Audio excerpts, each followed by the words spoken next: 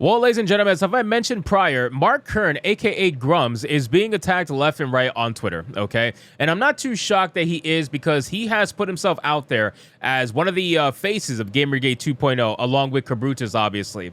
And when you put yourself out there as a face for a certain cause, you are obviously going to be attacked from all sides. You're going to be attacked from an ungodly amount of people. So I'm not surprised this is the case. Now, we just have a recent example of this by someone by the name of Nick Calandra, who is a failed editor-in-chief of The Escapist, by the way. And I've read like maybe one or two things from The Escapist. I really didn't really visit that website very often, but he was an editor-in-chief for The Escapist and apparently just recently accused Mark Kern of being a fraud. Don't care, didn't ask, cry about it, stay mad, get real, L mold seed cope.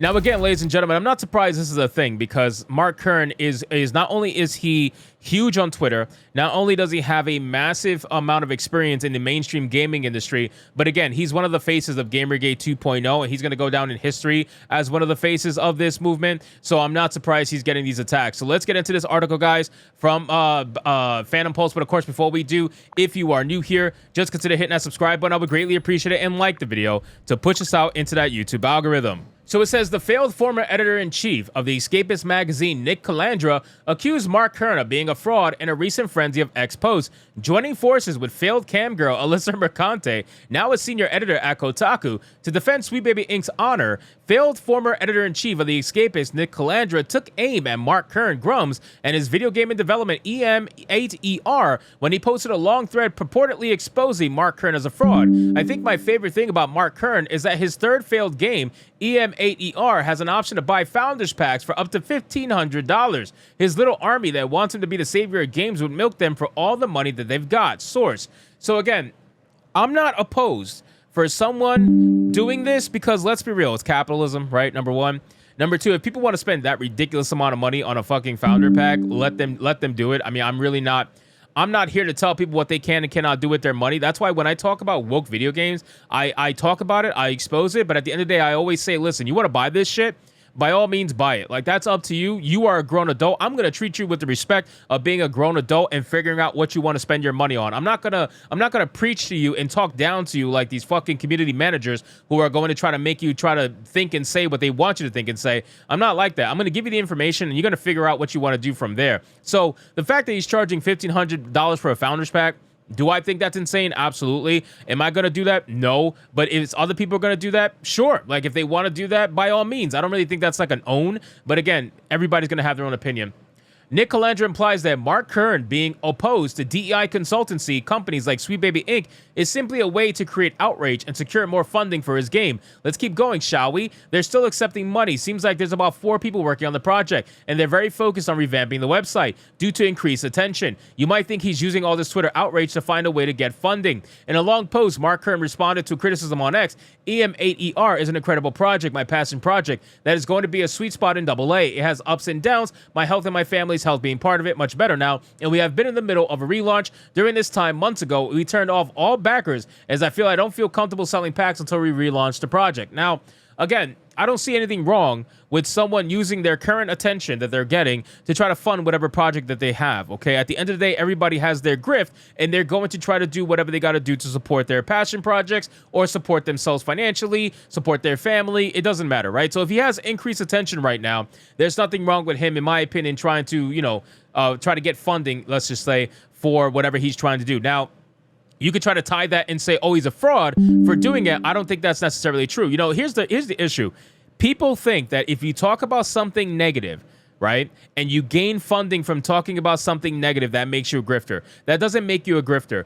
I'll give you an example. I personally have talked about everything that I've been talking about now. I've been talking about for over 2 years, well before I was ever making money on YouTube. The only difference is I just now have started making money on YouTube. But guess what? The topics are the same. The conversation are the same. And if the money disappeared today, I will be talking about the same topics tomorrow, because you misunderstand when people start making money off of talking about something negative. You think that they don't genuinely dislike that negative topic topic. That's not always the case.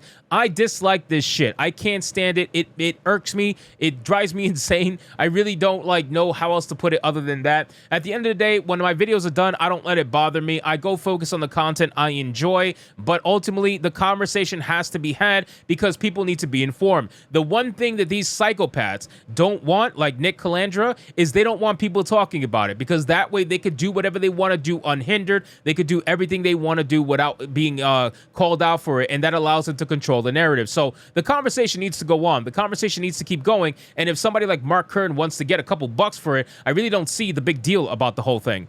Then it says, if we do not sell packs to any newcomers. We do 2 days of every month, offer a limited window for existing backers to upgrade if they wish. We are 100% crowdfunded because I believe we must be free of DEI money like venture capital and AAA publisher money. Our backers agree. We're also looking at opening up our custom-made funding platform to other games so that the patrons of the world can't cancel them, and gamers can't be connected to great DEI-free projects and creators, games, mods, and possibly tabletops. So I'm okay with this. I'm okay with this because, as I've said on my streams, I'm 100% crowdfunded too, basically. I'm 100% fan-funded to a degree, probably 90-95%. I'm fan-funded, and the other 5-10% is ad revenue every now and then, which is nothing, right? So I'm 100% fan-funded for the most part, and I understand his sentiments, and you know what? It's great. It is a freeing feeling when you can talk and do what you want and create what you want without having to worry about corporate interests, without having to worry about, in this case, AAA publishing and their requirements, their checkboxes, their DEI nonsense. It exists, right? You can't pretend like it doesn't exist. It's literally in your corporate memos. It's literally in your corporate training courses. You can't pretend like this stuff doesn't exist.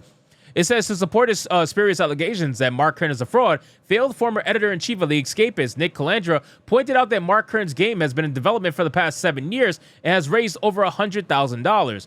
Dude, $100,000 in 7 years? Are you serious?